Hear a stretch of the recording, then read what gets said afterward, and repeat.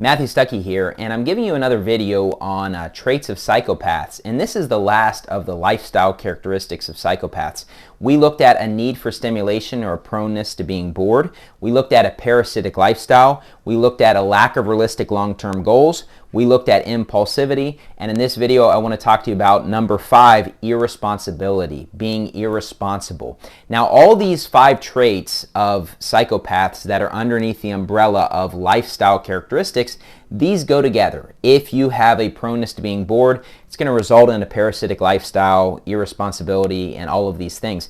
But this is what it says about irresponsibility from a website on psychopaths. It says promises don't mean anything to psychopaths. Whether they promise to repay a loan or sign a contract, they aren't trustworthy. They may shrug off child support payments, get deeply in debt, or forget about obligations and commitments.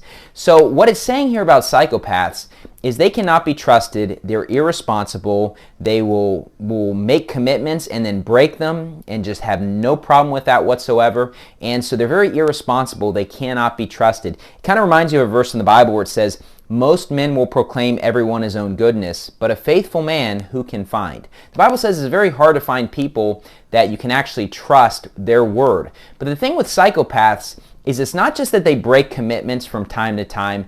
That's just a lifestyle characteristic of themselves, that they will make commitments and just break them all the time. They have no problem with that whatsoever. They're very irresponsible. They can't be trusted with anything. They can give you your word and say that they swear on their grandmother's honor or whatever they might say, or say, man, I promise, I will do this.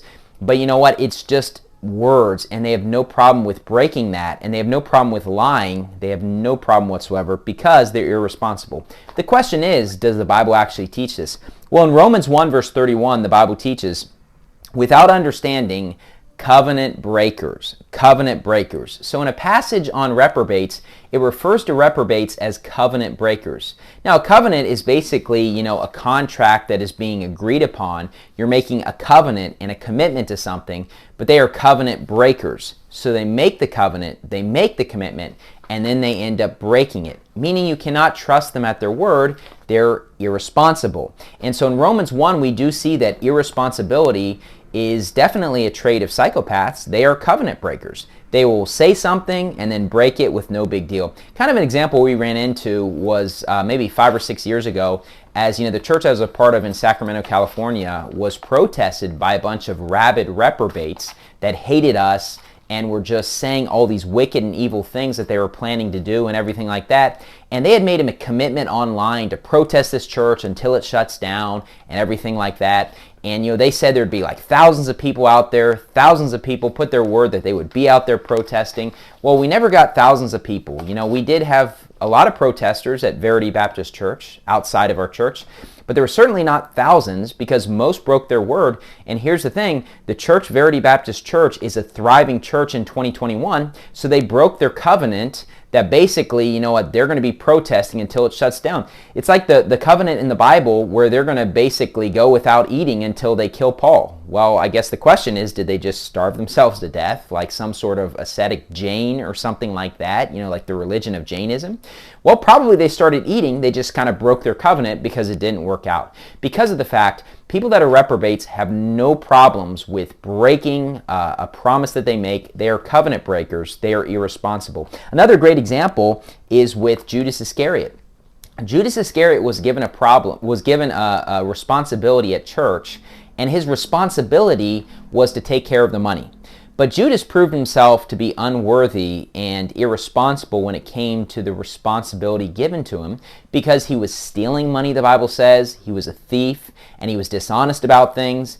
And you know what? He would criticize people that were donating money to church, and he said it was for the wrong reason. Not that he cared for them, but because he was a thief, the Bible says. So he was given a responsibility, and he was very irresponsible with it. Now, the truth is that, we as people, we might not be perfect at keeping our word. Maybe we are irresponsible and unfaithful sometimes. But, that's a terrible testimony to have as a Christian. And when it comes to psychopaths, it's not just that they might, break something from time to time. It is a lifestyle characteristic that they are irresponsible. Their word can't be trusted. They are covenant breakers. as the Bible says. And see, we as God's people, we should be the exact opposite. If we give our word, if we make some sort of vow or commitment or promise, we should keep that word even if it hurts us. Even if we regret making that decision, we should keep that. In terms of a local church, you will often see this manifested when maybe somebody has a responsibility for something and you know what, they end up, not being able to keep that responsibility, or they don't follow through with what they said. And you know what, it could be just laziness, but it can also be a sign that someone is a psychopath, that they can just not be trusted. They're unfaithful, they're irresponsible, and anything they promise to, they're just not going to fulfill it because they are irresponsible, a trait of psychopaths. So this is certainly something that can be represented in a normal person or a saved person. However, it is a lifestyle characteristic of a psychopath. And whenever you look at these 5 traits under lifestyle of a proneness to being bored, a parasitic lifestyle, lack of realistic long-term goals, impulsivity, irresponsibility, it reminds you of a little kid. And see, the lifestyle characteristics of a psychopath, in summary, is just basically a grown person acting like a little child, because kids get bored very easily. Kids obviously live off their parents. The parents, work and provide things and do most of the cleaning and things like that. And you know what? Kids will often have dreams of being a pro athlete or something just unrealistic. And you know what? They're also often impulsive. They make decisions based on emotion, and they're irresponsible many times. They cannot be trusted with things. As God's people, one thing we can take away is that when we raise our children, our goal should be to teach them to act like grown adults. We don't want to raise kids that are 30 years old and still acting like a 5-year-old. But with psychopaths, that is what they are. They are grown people that act like little children.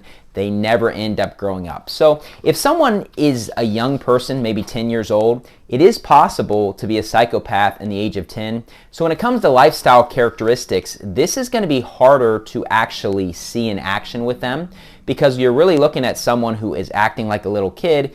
And at the age of 10, they largely still are a child. So some of these things might be represented in them. But when you're looking at grown adults like Judas Iscariot, or like the covenant breakers in Romans 1 that are acting like 5-year-olds, it's what you see as a sign or a trait of being a psychopath, being irresponsible. Anyways, thank you and God bless.